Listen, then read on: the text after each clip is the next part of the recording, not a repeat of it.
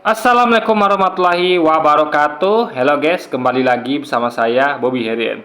Kali kita akan kembali komentari video dari Pil Pahit yang berjudul Doditan mesti cari agama baru kalau dia konsisten. Kita akan langsung tonton videonya, habis itu akan kita komentari guys. Halo teman-teman, berjumpa lagi dengan saya Brother Pil. Kembali kita akan menanggapi Donitan yang ngoceh di podcast Ari Untung. Kali ini topik yang kita bahas adalah kemurnian kitab suci. Di mana saja Donitan dan Bangke berbicara tentang kitab suci orang Kristen, asli atau tidak, ayat ini yang selalu diangkat oleh Donitan. Padahal yang memberitahu Donitan soal informasi tidak asli itu justru dari orang Kristen itu sendiri, bukan hasil penyelidikan Donitan. Justru bukti ini menunjukkan kejujuran akademis dari orang Kristen. Sebelum kita tanggapi, kita saksikan videonya berikut. Itu begini ya, kita tuh nggak masalah menggunakan data dari manapun ya, mau dari pihak kita maupun pihak Kristen. Yang penting valid dan memang jujur, dan yang penting dia tuh memang akademis dan logik gitu. Itu penting ya. Jadi syukur alhamdulillah kita tidak perlu menganalisis, tapi ada ya data yang sajikan itu. Nah, dan kita tuh data pun tidak kita terima itu saja. Kita analisis data itu loh guys. Jadi kita tuh kita tuh data yang tersaji di depan kita tuh kita teliti lagi. Gitu. Ini bukan begitu saja. Nah, jadi itu yang terjadi guys.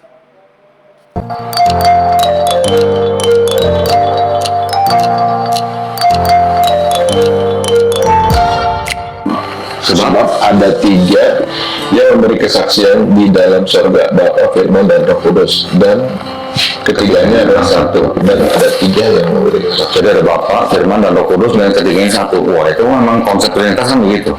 Di dalam surga, di bumi, kata-kata kan di dalam surga sampai di bumi, ini ada keterangannya begini. Bagian ayat ini tidak terdapat dalam naskah-naskah Yunani yang paling tua, dan tidak pula dalam terjemahan kuno, bahkan tidak dalam naskah-naskah paling baik dan Vulgata. Nah, itu kan berarti kan sisipan. Jadi tidak ada di kitab mula-mula, tiba-tiba muncul, itu namanya sisipan. Nah, itu sudah dikaji oleh para peneliti dari Alkitab sendiri. Dari Universitas Harvard ada 74 profesor ilmu penyajian baru dari Universitas Harvard, itu mereka mengkaji itu dan mereka menemukan bahwa ada cukup banyak ayat sisipan yang ditambahkan kemudian dan ayat yang dibuang guys. Jadi jadi inilah berbahayanya. Lihat Al-Quran tidak ada satupun ayat yang dibuang atau ditambahkan, tidak ada. Ini sama persis sejak Nabi menyampaikan. Jadi Nabi itu menyampaikan firman Tuhan, dihafal di para sahabat, diboskan turun hingga sekarang. Tidak ada yang dibuang dari sisihkan. Beda dengan Alkitab. Maka itulah kenapa Kuantu benar sekali ya menyampaikan bahwa kitab-kitab dunia sudah dibuat oleh manusia. Nah, berubah itu adalah dalam artian menyisipkan dan membuang. Dan tentu ayat yang ada dimodifikasi, termasuk itu juga. Tapi yang pentingnya ada itu tadi, menyisipkan ayat yang tidak ada di kitab mula-mula ya, di kodeks Yunani dan segala macam, lalu juga membuang ayat yang mereka anggap tidak sesuai dengan dogma gitu guys. Itu masalahnya. Itu kenapa? Disebut dalam bagian ini tidak terdapat di dalam? Iya, naskah Yunani paling tua tidak ada nih. Terus ada lagi. Bagian ini kiranya aslinya sebuah catatan di pinggir halaman salah satu naskah terjemahan Latin yang kemudian disisipkan ke dalam naskah-naskah oleh penyalin dan akhirnya bahkan disisipkan ke dalam beberapa naskah Yunani. Karena bagian ini pasti tidak asli. Kalau di dalam sebuah kitab yang disebut sebagai pasti tidak asli, disipan. Jadi itulah saya bilang gini loh ya. Sebenarnya kalau kita mau jujur, yang asli itu adalah yang diberitakan Yesus. Sama seperti Quran, yang asli adalah yang diberitakan Nabi Muhammad. Taurat yang asli adalah yang diberitakan Musa. Zabur yang asli adalah yang diberitakan oleh Daud. Ini karena mereka adalah nabi yang official resmi. Selainnya tidak resmi. Mau muridnya kek, mau sahabatnya kek, mau umatnya kek, itu tidak resmi. Seperti Lukas, Matius, Barnabas, Yohanes, siapa lagi?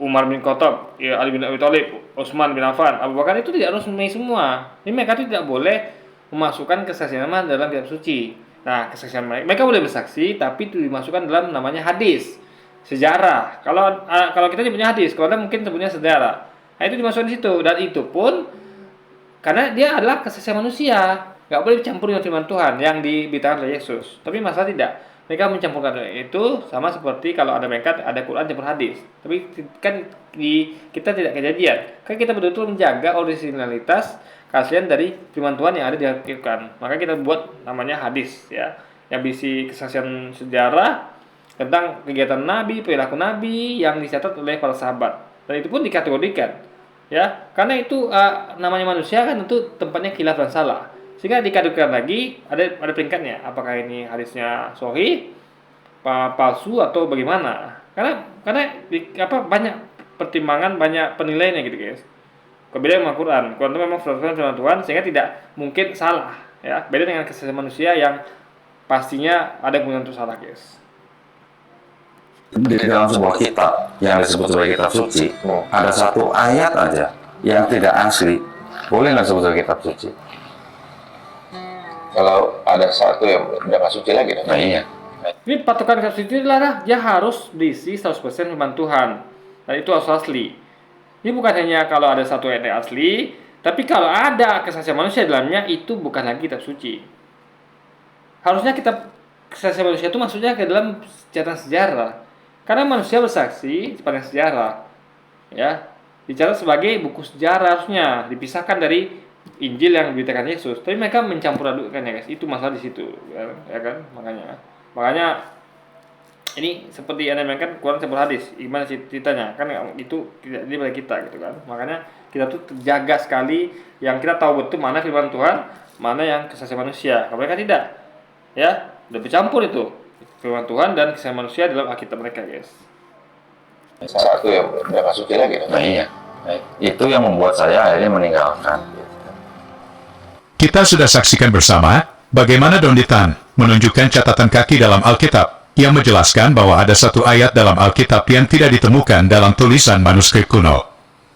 Nah bukan satu ayat saja, cuman kebetulan Don Ditan lagi nyampaikan itu. Kalau mau dilihat banyak juga guys, gitu kan? Banyak. Anda bisa lihatlah hasil penelitian dari Profesor Robert Wefang dan kawan-kawannya, 74 peneliti dari Alkitab dari ilmu perjanjian baru, profesor dari Universitas Harvard itu meneliti, itu ada baca kajiannya. Banyak sekali ayat yang disisipkan yang tidak ada di Alkitab mula-mula dan juga banyak ayat yang dibuang demi kepentingan dogma guys. Tidak adanya ayat itu dalam tulisan yang paling tua bukan berarti itu tidak pernah ada. Bisa jadi itu ada di tulisan lain yang belum ditemukan atau tradisi lisan dari bapak-bapak gereja. Tapi kan gini, apa ya? Kita kan harusnya tahu bahwa harusnya satu apa tuh lengkap isinya. Ya, contoh misalnya gini. Misalnya kita menemukan suatu buku yang anggaplah ditulis oleh Pangeran Diponegoro. Harusnya kan buku itu lengkap. Harusnya lengkap karena karena orang nulis dengan dia gitu kan. Tiba-tiba beberapa abad kemudian ditemukan lagi buku lain. Ya, itu kita perlu tanyakan itu. Betul nggak ini? Dan itu kan hanya kesaksian. Ingat, kesaksian itu bahaya guys ya. Sekali lagi ya. Kesaksian itu nggak bisa kita percaya 100%. Makanya nggak bisa di kitab suci itu berisi kesaksian. Makanya ada yang lihat kemarin kan saya buat videonya. Ada yang fatal itu adalah ada dua pendapat yang berbeda. Misalnya kayak contoh Yesus berpuasa 40 hari 40 malam dengan 40 hari. Itu beda sekali. Itulah bahayanya kalau dua manusia yang berbeda bersaksi. Jadi kita bingung nih, apa 40 hari atau 40 hari 40 malam? Karena beda jauh. 40 hari artinya adalah 40 hari tanpa ada malamnya. Artinya 40 hari dari pagi sampai sore. Tapi kalau 40 hari 40 malam berarti dari pagi sampai pagi lagi 40 hari non-stop. Nah, itu beda nih guys. Juga misalnya kayak kemarin ada yang tentang tidak makan apa-apa dengan yang satu menyampaikan bahwa tidak makan dan minum. Itu beda juga. Kalau tidak makan apa-apa berarti diminum. Tapi kalau tidak makan dan minum berarti tidak makan dan minum. Jadi guys, itu dua hal yang berbeda. Dan itu fatal. Kenapa? Karena misinformasi. Kita nggak tahu mana yang kita pakai. Kita pakai maka tidak makan minum, salah juga. Kenapa? Karena yang lain sebenarnya tidak makan apa-apa. Tapi kalau kita bilang tidak makan apa-apa juga salah. Kenapa? Karena sesuatu lain yang kontradiksi mengatakan bahwa tidak makan dan minum. Ini mana yang benar? Ya, tidak makan apa-apa atau tidak makan dan minum. 40 hari 40 malam atau 40 hari saja. Nah, itu yang harus dipahami, guys. Alkitab kita bukanlah sesuatu yang gedebuk dari langit. Seperti kitab orang lain. Nah, ini salah besar ya. Quran itu bukan kitab yang turun gelubuk dari langit. Tapi Tuhan mewahyukan firman-Nya kepada Nabi Muhammad baik langsung maupun melalui perantara malaikat Jibril. Ini bukan tuh buku yang turun dari langit. Jadi apa yang diberitakan Nabi Muhammad itu sama dengan yang diberitakan Yesus, itu dicatat oleh para sahabat, dihafal. Ini bukanlah sebuah buku yang turun dari langit. Salah besar itu Pil Pahit. Makanya belajar dulu Islam itu bagaimana gitu. Makanya Quran itu turunnya bertahap. Jadi ada ayat-ayat surat Makkiyah yang turun di kota Mekah, ada yang dari kota Madinah turunnya selama Nabi berada di Madinah. Di ayat itu turun bertahap selama berlangsungnya berapa tahun? 13 40 tahun, saya lupa guys. Yang penting tidak sekaligus gitu. Bertahap. Ini Quran itu bukan sebuah buku yang turun dari langit. Itu saja Filipina nggak ngerti. Kalau kita itu ngerti, kita tuh ketika bahas Islam kita ngerti, ya. Memang yang saya sampaikan tidak sesuai dengan dogma, tapi itulah kenyataan bahwa ada perbedaan antara isi Alkitabnya dengan dogmanya. Nah, itu fakta yang kita beberkan di konten saya. Cuman di film ini nggak pahamnya udah masalah krusial, ya. Ya, jadi dogma kita saja dia salah gitu. Kalau kita tidak salah tentang dogma dia, kita benar tentang dogma dia, justru kita buktikan bahwa dogma itu benar dengan Alkitabnya. Kalau dia malah salah dengan dogma kita. Dogma kita tidak pernah mengatakan bahwa Al-Quran itu turun dari langit gedebuk, enggak. Ya, dogma kita mengatakan bahwa Al-Quran itu turunnya bertahap, disampaikan kepada Muhammad, disampaikan dilanjutkan kepada para sahabat dan umatnya melalui lisan Nabi Muhammad. Ini tidak ada Al-Quran itu buku yang turun gedebuk. Jadi Pilpah ini tentang dogmanya dia salah. Ya, kita benar tentang dogma, gitu. Jadi dogma itu kita benar tentang kita ngomong tentang dogma Kristen benar. Nah, justru kita buktikan bahwa dogma itu bertentangan dengan ayat kitabnya gitu guys. Bahwa dogma itu kita sampaikan yang benar, tapi sejatinya dogma itu salah gitu guys. Tapi kalau dia memang tidak benar menyampaikan dogma kita gitu. Dogma kita benar, tapi disampaikan secara salah guys. Itu masalahnya di situ kan. Alkitab kita adalah tulisan manusia yang diinspirasi oleh Roh Kudus. Nah, mungkin tulisan manusia diinspirasi Roh Kudus terdapat kondisi yang fatal. Contoh 40 hari 40 malam dengan 40 hari. Coba Anda bayangkan ya. Perintah puasa. Puasalah kamu kita berpuasa harus 30 hari sebulan. Ada nggak? Kita berpuasa 30 hari 30 malam sebulan? Nggak ada.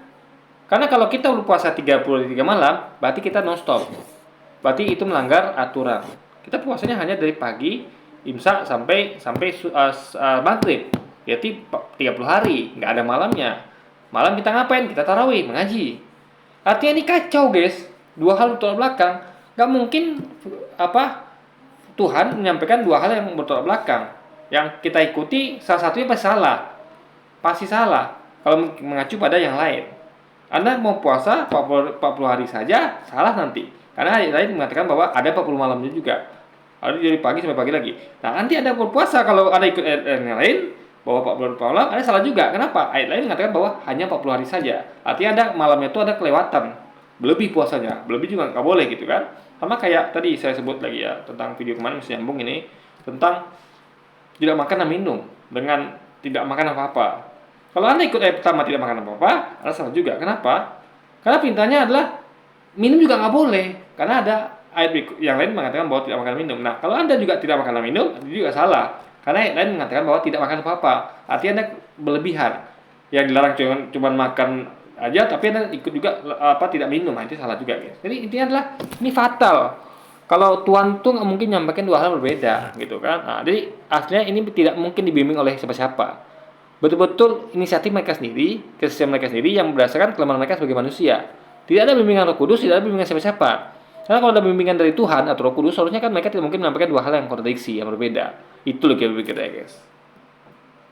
Roh Kudus. Mari kita gunakan standar Donditan untuk menilai kitab sucinya. Berikut video Donditan yang menjelaskan bagaimana kitab suci itu seharusnya. Nah, kalau kita bicara kitab suci, berarti dengan definisi yang tadi, kita sudah harusnya tahu nih standar kitab suci itu apa. Berarti kitab yang kita pegang ya, atau yang kita gunakan sebagai pegangan, harusnya kan tidak ada campur tangan manusia. Nah, di dalam hal ini adalah kalau kita bicara adalah mengenai ayat-ayat. Maksudnya kesaksian manusia, itu maksudnya ya. Tidak boleh ada kesaksian manusia. Jadi kalau yang menulis itu harusnya, atau yang hafal itu harusnya hanya mengcopy paste apa yang diucapkan oleh para nabi yang resmi dan ofisial. Yesus, Muhammad, Musa, Daud, Ibrahim.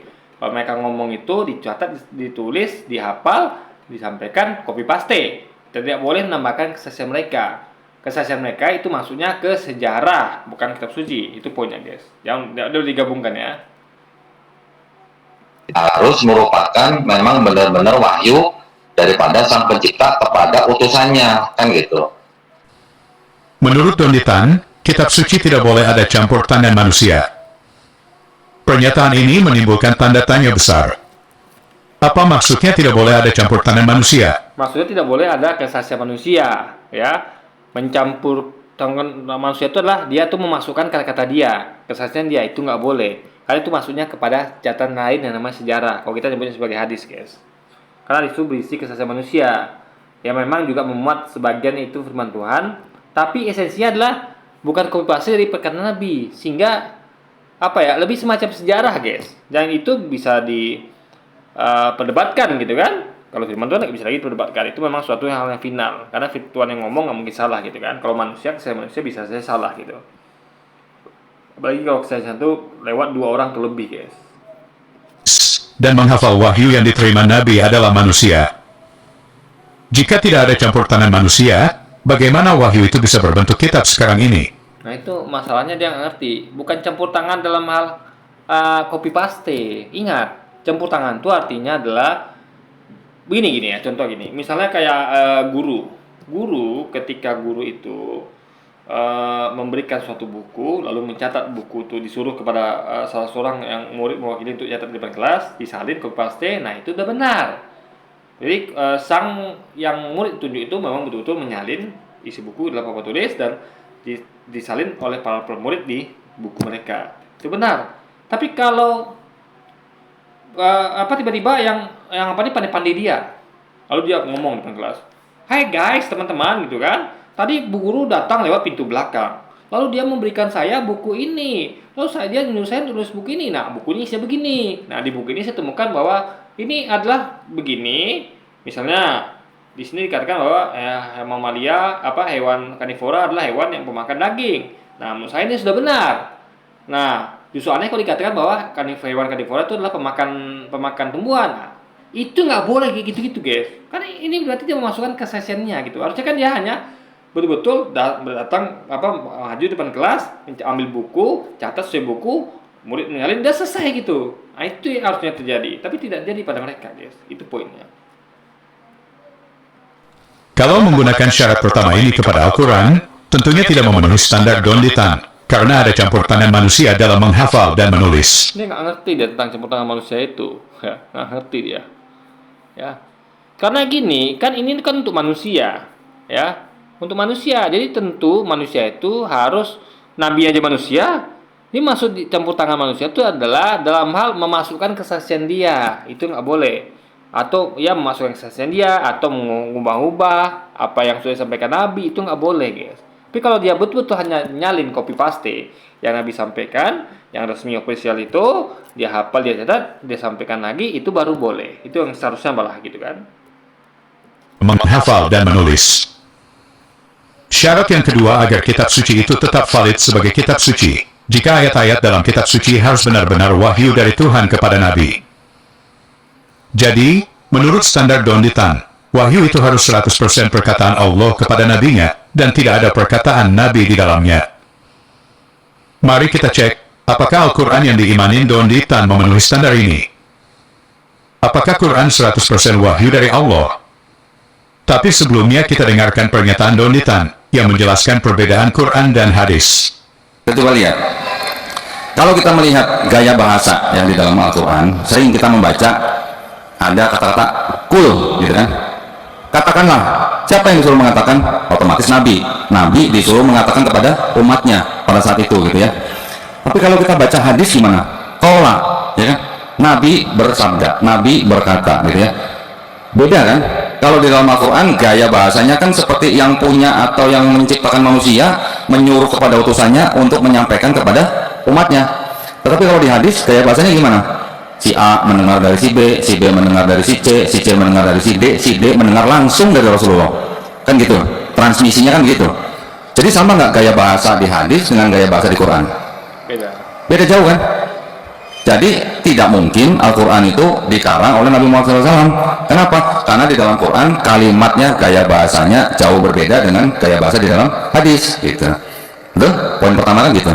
Kita sudah dengarkan perbedaan antara gaya bahasa Quran dan hadis. Di mana dalam Quran katanya selalu menggunakan kata kul, yang artinya Tuhan memerintahkan Nabi untuk menyampaikan firman-Nya. Tapi kalau dalam hadis tidak menggunakan kata kul, tapi menggunakan kata kola, artinya Nabi bersabda atau Nabi berkata.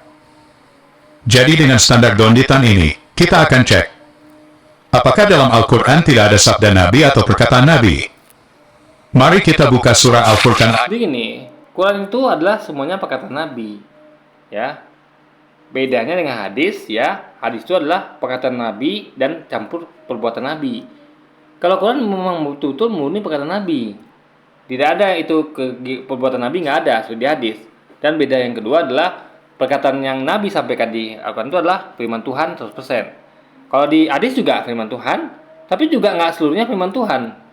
Firman Tuhan dalam artian petunjuk betul-betul yang apa ya? Memang betul-betul kitab suci, tapi adalah Nabi dikasih inspirasi. Jadi begini loh, Nabi itu kan ketika menyampaikan ayat Quran adalah dia orang tahu bahwa ini ayat Quran. Ini adalah firman Tuhan yang harus berupa Quran. Jadi berita. Coba kayak gini, kayak Yesus ngomong. Yesus kan memberitakan Injil.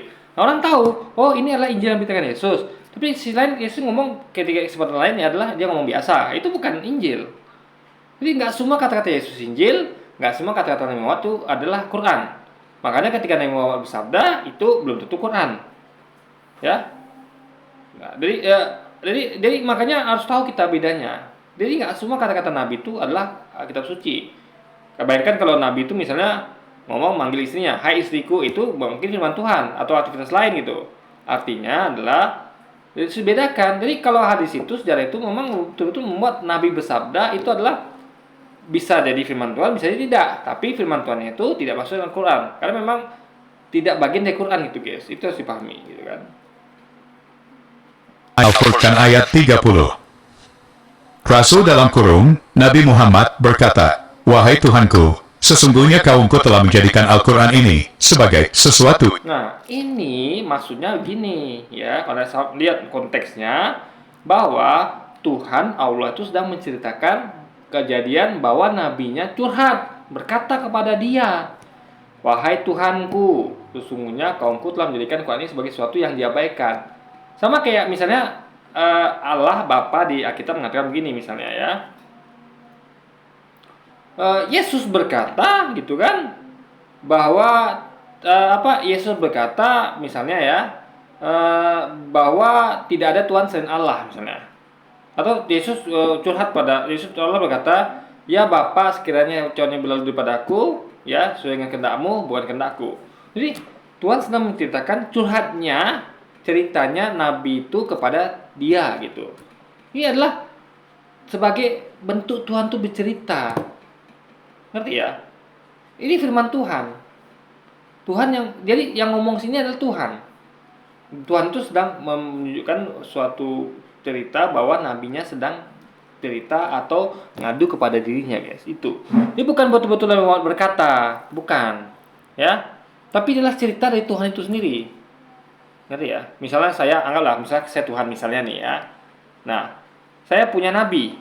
Lalu saya berkata bahwa nabi Fulan berkata, wahai Tuhanku atau wahai Bobby, sungguhnya kaumku telah menjadikan Quran ini sebagai sesuatu yang diabaikan. Jadi itu bukan dia ngomong langsung, tapi dalam berupa cerita kembali atau flashback gitu ya, ngerti ya? Ini bukan betul-betul Nabi berkata dicatat, enggak. Tapi ini adalah cerita dari Tuhan gitu loh. Beda ya. Dengan hadis beda. Hadis itu begini, misalnya kesaksian dari misalnya dari dari perawi hadis. Nah, dia betul-betul melihat Nabi berkata gitu. Ini kesaksian itu dari para yang melihat itu, yang bersaksi itu, yang menyaksikan lagi. Tapi kalau ini tidak. Ini mereka tuh, jadi ini adalah betul-betul adalah informasi Tuhan kepada kita dalam bentuk cerita. Nabi menyampaikan bahwa Nabi itu cerita kepada Tuhannya, ngadu bahwa kaumnya telah menjadikan Quran ini sebagai sesuatu yang diabaikan. Itu poinnya guys, yang harus Anda mengerti kan. Ingat standar dari hadis menurut Donditan adalah bahwa dalam hadis selalu menggunakan kata kola. Mari kita cek, apakah dalam surah Al-Furqan ayat 3 Jadi kul di sini adalah kul, bukan Nabi yang ngomong dicatat oleh para sahabat. Bukan. Tapi omongan Nabi itu disampaikan dalam bentuk tita oleh Tuhannya, oleh Tuhan sendiri. Nabi cerita kepadaku gitu kan, kata Tuhan. Dia ngomong, Nabi itu berkata gini-gini, gitu. Ya, menceritakan kembali. Yang ceritakan kembali Tuhan, beda. Kalau hadis yang ceritakan kembali adalah manusia. Ini Quran kesaksian manusia, Quran itu kesaksian Tuhan, kesaksian Nabi yang merupakan cerita dari Tuhan atau informasi dari Tuhan. Kalau hadis adalah kesaksian manusia, guys. Itu bedanya. kita cek, apakah dalam surah Al-Furqan ayat 30 menggunakan kata kola atau kata kul. وقال الرسول وقال الرسول وقال الرسول. Wih, dia nggak ngerti esensinya yang sampai ke duitan, gitu kan? Bukan masalah wakola atau kulnya itu, tapi apakah Nabi itu berkata disaksikan oleh manusia atau jadi ketika Nabi berkata begini orang nggak ada yang tahu. Tahu dari mana? Dari Tuhan yang menyampaikan. Kalau tadi bilang Nabi berkata, kalau hadis itu memang orangnya tahu, ngerti ya? Misal gini, Nabi berkata kepada saya, ya. Nah, dari Rasul Muhammad berkata, ya Tuhanku. Saya tidak melihat Nabi ngomong begitu, ngerti nggak? Nah, bahwa Nabi betul-betul berkata bahwa ya Tuhanku, sungguhnya kaumku telah menjadikan aku ini dibaikan. Tidak, saya tidak melihat itu.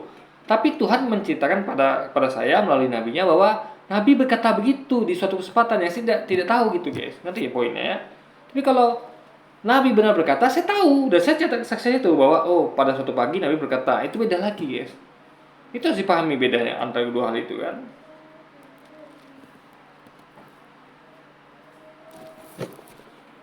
Tapi kalau kita baca hadis gimana? Kola, ya kan? Nabi bersabda, Nabi berkata, gitu ya. Beda kan? Kalau di dalam Orang juga tahu Nabi berkata adalah betul-betul para yang mensaksikan itu memang melihat Nabi berkata. Tapi kalau ini beda. Ya, yang mendengarkan Nabi menyampaikan firman Tuhan itu tidak melihat Nabi berkata seperti itu. Tapi Nabi sedang menyampaikan bahwa Tuhannya sedang menginformasikan bahwa Nabi pernah berkata begitu, gitu guys. Itu logika pikirnya. beda kan? Kalau di dalam Al-Quran gaya bahasanya kan seperti yang punya atau yang menciptakan manusia menyuruh kepada utusannya untuk menyampaikan kepada umatnya. Seperti yang kita dengar bersama, ternyata pada ayat ini tidak menggunakan kata kul, tapi menggunakan kata kola. Pertanyaan kita adalah apakah ayat ini masih disebut firman Allah? Tentu, karena bukan kesaksian manusia. Ya, itu adalah kesaksian Tuhan. Tuhan menyaksikan bahwa nabinya berkata kepada dirinya. Interaksi antara nabi dengan Tuhannya. Nggak ada manusia melihat hal itu. Tapi Tuhan menyampaikan cerita itu kepada manusia agar manusia tahu bahwa nabinya itu mengeluh kepada dirinya bahwa Quran telah diabaikan. Itu poinnya, guys. Punya bicara di sana adalah Muhammad. Tidak berhenti di situ. Kalau kita cek dalam Al-Quran, tidak hanya Nabi yang berkata, tapi sahabat Nabi juga berkata-kata dalam Quran. Teman-teman bisa baca dalam artikel Muslim dengan judul ucapan Umar bin Khattab yang diabadikan dalam ayat Al-Quran. Yang linknya saya sematkan di kolom deskripsi. Ada 3 ayat yang adalah ucapan Umar yang diabadikan dalam Quran. Ya, berarti Tuhan sedang menceritakan bahwa Umar pernah ngomong begitu. Jadi ini adalah kesaksian Tuhan. Ya, makanya Tuhan berfirman dari apa yang dia saksikan, apa yang dia tahu. Karena semua kesaksian di kitab suci itu adalah kesaksian Tuhan. Ya, yang disampaikan pada nabinya. Jadi betul-betul Tuhan itu mendidik nabinya untuk menyampaikan apa yang Tuhan tahu dan ingin manusia tahu. Kalau hadis itu beda, yaitu memang betul-betul murni kesaksian manusia. Apa yang manusia lihat, apa yang manusia dengar, itulah hadis, guys. Ya. Adalah ucapan Umar yang diabadikan dalam Quran. Pertanyaan kita adalah, apakah dengan menggunakan standar Donditan tadi, bahwa kitab suci itu harus tidak ada campur tangan manusia? Dia nggak ngerti standar apa yang sedang dibicarakan oleh Donditan. Makanya belajar, tanya. Ini standarnya saya belum ngerti nih, tanya dong gitu. Ini udah nggak ngerti, bikin konten pula kan. Akhirnya ujung-ujungnya apa? ngawur gitu. Dan ini sudah saya buktikan di konten ini gitu, dan di konten-konten lainnya. Dan manusia dipenuhi oleh Quran. Teman-teman sendiri saja yang menjawabnya. Saran saya pada Donditan, daripada sibuk tiap hari bahas kitab suci tetangga, Oh, jangan salah, ya. Itu bagian dari iman kami. Untuk percaya, rukun iman kami percaya bahwa ada nabi-nabi yang diutus sebelum Nabi Muhammad. Ya, namanya Nabi Isa atau kalian sebut Yesus, Musa atau kalian sebut Moses, Ibrahim kalian sebut Abraham, dan lain-lainnya. Dan juga kitab suci yang turunkan sebelum Quran. Kita wajib percaya itu. Kitab itu adalah Taurat, Zabur, Injil. Yang itu ada di kalian sekarang, yang kita yakini telah diubah oleh tangan manusia, baik kitab sucinya maupun ajaran nabinya. Maka kita bahas itu. Itu bukan milik kalian, milik kami juga. Iman kami sebagai muslim itu meyakini itu, bahwa kitab-kitab itu dari nabi itu sudah dibahas oleh manusia. Artinya ketika kami bahas Alkitab, bahas tentang Kristen, berarti kami sedang bahas iman kami, bahwa kami kitab-kitab sebelum Quran itu sudah diubah oleh tangan manusia, guys. Itu poinnya. gimana kalau bro belajar kitab sucimu sendiri saja dan tolong jawab pertanyaan tadi? Dan saya mewakili Donditan untuk menjawab pertanyaan itu, dan mewakili seluruh umat Islam untuk menjawab pertanyaan itu. Dan itu adalah pertanyaan yang sangat gampang saya untuk jawab. Karena Pilpahnya nggak ngerti tentang gaya bahasa itu, nggak ngerti dia. Ya.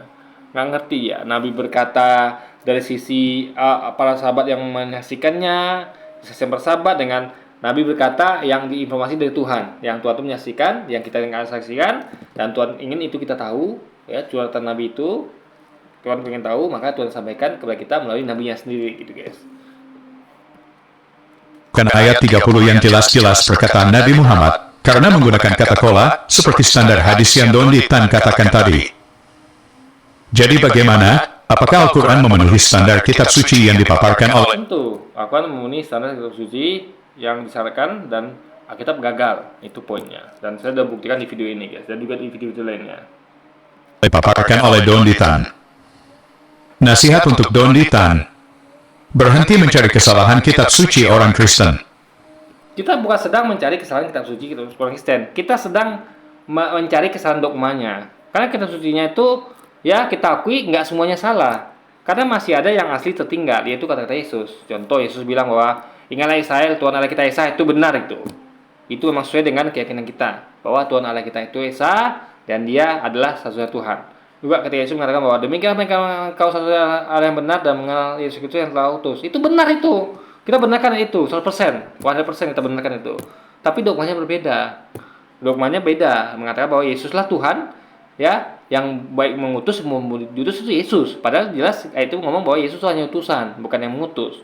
Yesus bukan Allah Bapa. Tapi dogma mereka mengatakan bahwa Yesus adalah Allah Bapa itu juga gitu. Itu masalah di situ, guys. Jadi kita pengen buktikan bahwa dogmanya yang salah ini. Ayatnya sudah benar kitabnya. Walaupun nggak semuanya benar juga gitu kan. Ada juga ayat yang mendukung dogma. Itulah ayat yang bukan dari kata-kata Yesus. Yaitu kata-kata selain Yesus seperti Paulus dan teman-temannya, guys. Itu poinnya. Bapak, mulailah menyelidiki kitabmu sendiri, dan jawab pertanyaan-pertanyaan tadi, sesuai standarmu sendiri. Oke teman-teman, demikian. Oke, jadi mungkin sekian dulu aja video kita kali ini. Sampai jumpa lagi di video-video selanjutnya. Wassalamualaikum warahmatullahi wabarakatuh, guys.